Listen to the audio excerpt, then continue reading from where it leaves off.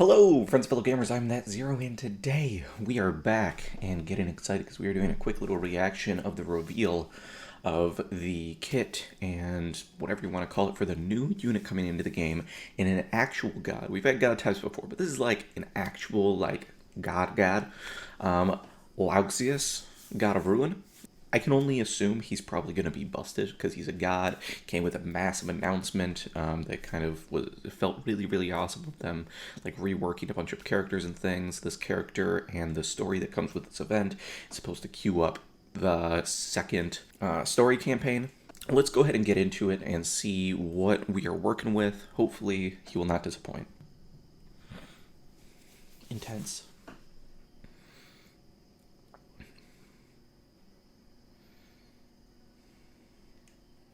Very epic.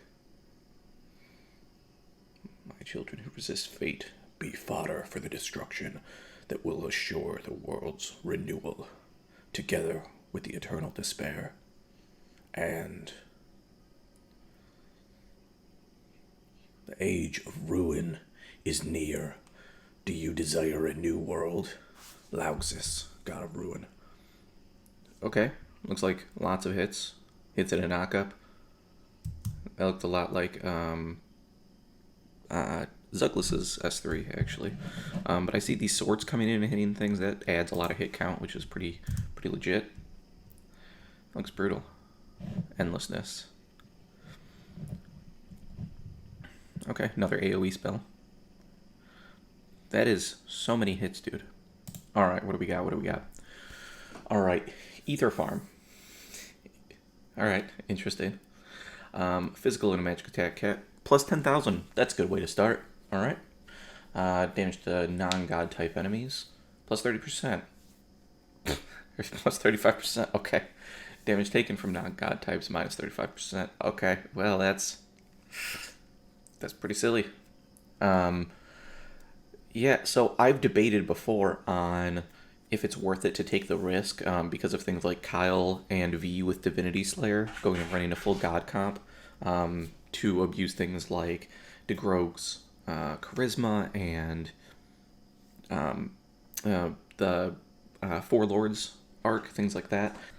And I've kind of deemed it to be a little bit too risky and haven't played with it as much as I want. If this guy kind of takes hold of Arena for some reason, starts going all over the place, it could become much more viable because at least we can fight him off with a full team of gods. So, yeah, okay, interesting. Seems pretty OP overall, but and it doesn't say Slayer damage, which means it probably stacks with Slayer skills. So it's a lot of damage. It's a high multiplier for pretty much everything. God's Judgment every 10 to 12 seconds. That is weird. Why would you have a 2-second range? Just say it's every 10 seconds or every 12 seconds. Okay, whatever. Unleash God's Judgment, dealing powerful damage to the closest enemy. Oh. Only one unit is alive, of course, and not fainted. Important. Hey, look at that. Theria is still broken. Okay, cool. So he just passively does some damage. Probably a fair amount of it, I would guess. Just free attack. That's free hits, free damage. We'll have to wait till we get in game to actually see what powerful means, because we've seen that before and it's been pretty lame. I'm assuming it's going to be pretty busted, but we'll see.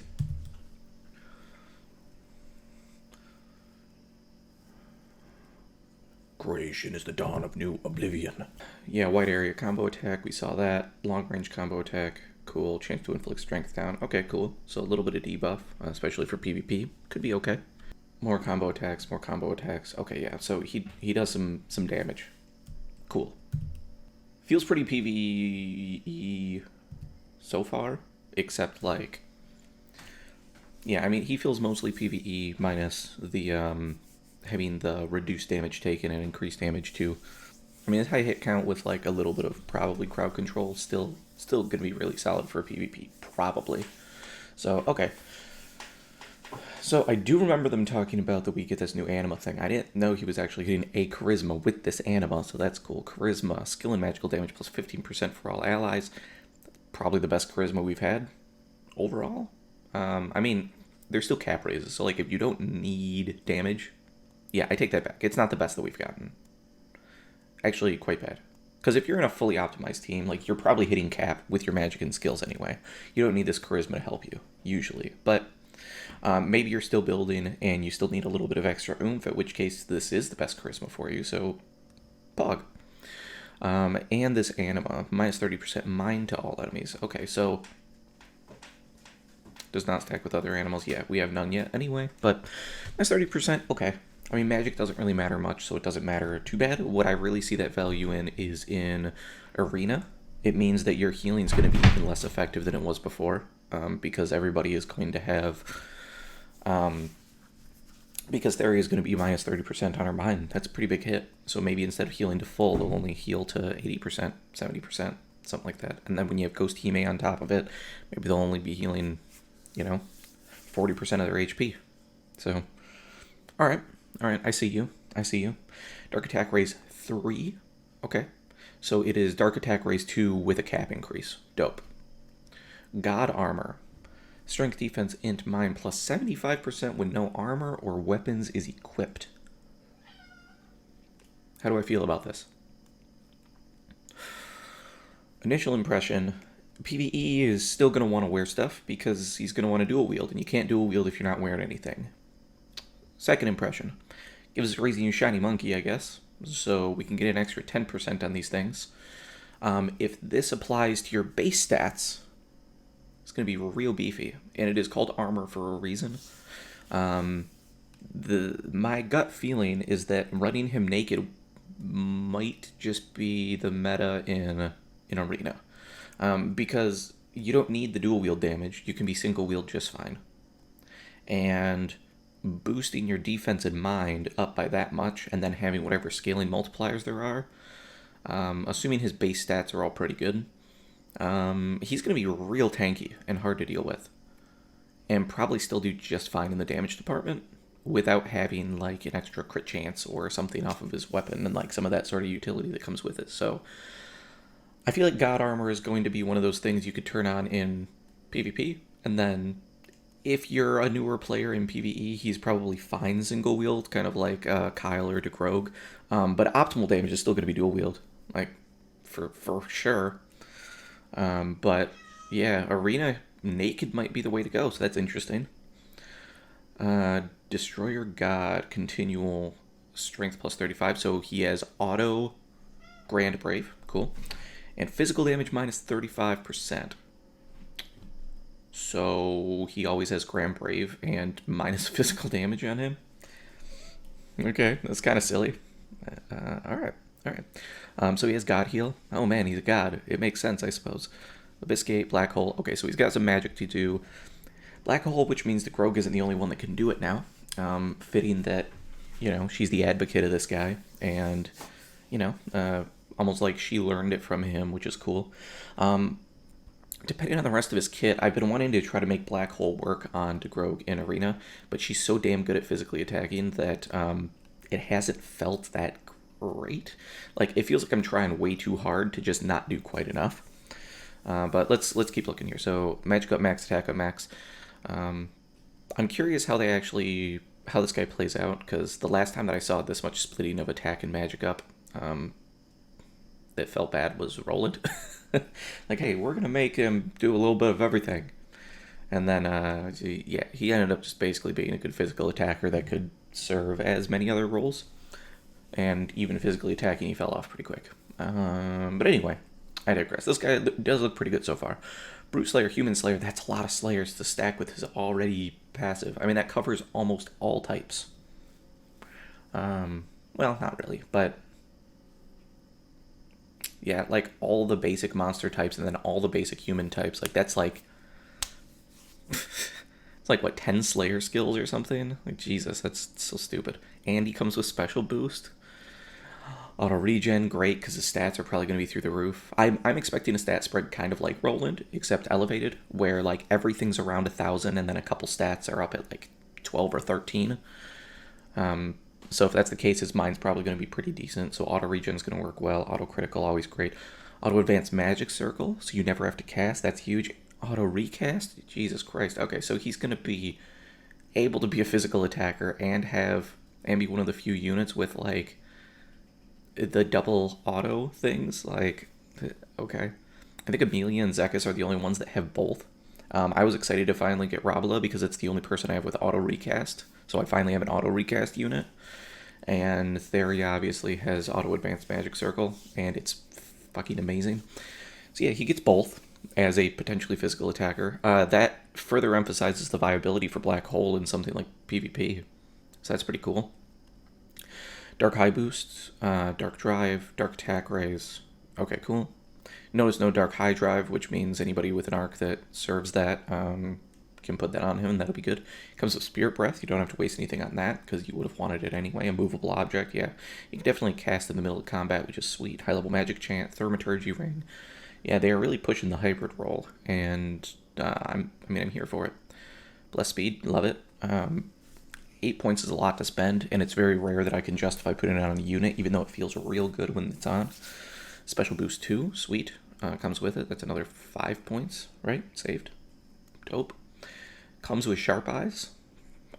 Okay. Comes with Magic Aura. Yeah, I mean, he should be a very competent caster. He'll probably be close to capping on damage a lot. He's going to be very good at physically attacking, very good at casting. You just have so much room to play with. He gets so much value in this kit. This has to be the most expensive built-in kit we've seen. Like, I haven't done the math on units in a long time to see if it's like, oh, you get 120 SC worth of free stuff. This feels like it's over 200 points of stuff right now. Like, this is some big ticket items. Like, just looking at all the Slayers, that's like 90 points on its own, probably. Yeah, this is insane. Rapid recovery. Okay, yeah, why not? Why not just recover from ailments a little bit quicker? Who knows what his resistances will look like, but they'll probably be good. I wouldn't be surprised if they were like, you know what? We'll just do +1 resist and everything. Okay. All right, let's keep this rolling. Sorry, that took a little bit, but we're here. Excited to see what we got from this arc too. All right, so his arc. It's literally called Lougseus, God of Ruin. I would expect it to be like a slightly different name, but yeah. Arc attributes: whenever attacking with a skill or magic, gradually boost damage.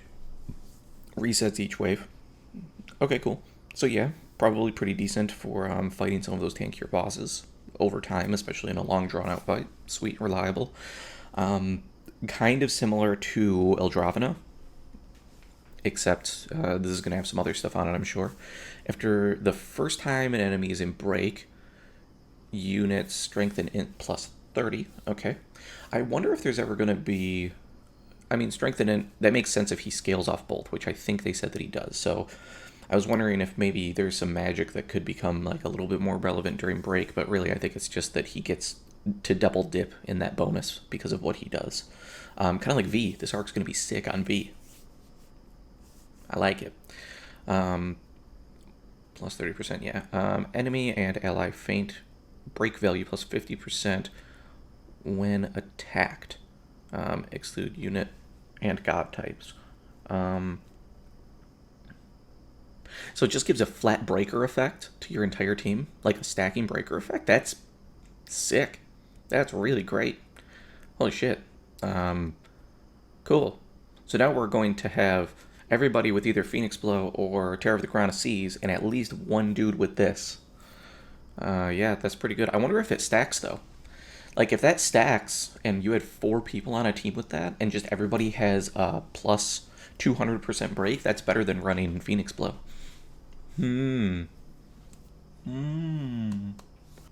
Okay, it does say that's just the first time an enemy is in break. So, like, if you're just looking to one-phase a thing, which I stand by, I think this is probably where you want to be going against somebody like Naglifar, is just go all in on it and be like, yeah, this first break, boom, we're about it. We're making it happen. Actually, maybe I'm not reading that right. After the first enemy break, unit strength goes up by those things, comma, enemy and ally faint and break value +50%. So I wonder if that means that, like, for the next break, it's going to be easier to re-break them. That's almost what it sounds like. And I wonder if it's a 40-second buff. I don't know. And then dark damage cap +3000. We've already got that on the fire one. On the on Solaris, the Thunder one. So we've got this here. This feels like one of the better arcs for sure. Powerful Dark Attack, yeah, we've seen that a million times. All allies, magic and dark attack damage plus 30%. Okay, cool, fine. If he's built right, I'm sure he's going to be capping already. I would hope. And then skills. Arcane up? Okay, cool. Been wanting to see things like Arcane and... what are the other ones? Fighting Spirit, things like that, on actual arcs. So it's a shame that it's coming on a UR, but it's quite alright. Unique skill here, Divine Rights. Battlestar. Magic can't be cast for 30 seconds, but magic damage plus 50%. Oh. Potentially a way to make magic relevant in boss fights. Or long drawn-out fights. Dude, that would be sick in the time trials, because my Lily's not quite good enough to make the whole Starburst thing work well enough. If this just says, hey, Lily, you just chill for a while, but in a little over 30 seconds, we're going to need you to start casting magic. But when you do, it's going to slap. Okay, I'm curious to see how that shakes things up, because Divine Rights, like, that's actually pretty... That sounds cool. I like that. Dark Attack Race 2, okay. I mean, it's expensive. He has a built-out kit anyway, so if you have the room for it, cool, but it's... Dark Attack Race 2, that's still like 15 SC for plus 30% damage. Like, I'm not all about it. It comes with Shadow Circle, Death God, Dark Matter, lots of flavor wins, but nothing really stand out here. I think Divine Rights and Arcane up too, definitely the highlights there, in addition to the arc itself, which looks badass and seems pretty just great. Cool. Alright, well, yeah, I mean, initial impression, he looks pretty good. He's got lots of just general bonuses that just seem to be pretty awesome. His hit count looks really, really nice. He has lots of big multipliers, so that damage is probably going to be good. He looks like he's probably going to be a really, really competent hybrid, and he's probably going to be top of the meta, I would assume, but we won't know until we actually get him in game. Maybe he's not going to feel anywhere near as good as this represents. Maybe the scaling on his skills is going to be really, really stat dependent to encourage people to use God Armor. So maybe trying to boost him with dual wield will maybe be a little bit tougher. Or something. I don't know. I'm curious to see how things shake out. My gut feel is he's going to be insane with dual wield, as things usually are. In Arena, God Armor is probably going to make him super tanky, in addition to his passives that make him reduce damage from God types. Yeah, I think, I mean, there's some potential there. I think it's going to be very hard for him to be a shit unit. It's very likely he's going to be very, very good. But we'll see. We'll see. I'm excited. I'm going to spend everything I have on him, as in the single temple that I have in whatever Radis gives me. So, alright. Thanks for joining me, and you'll have a nice rest of your day. Bye-bye!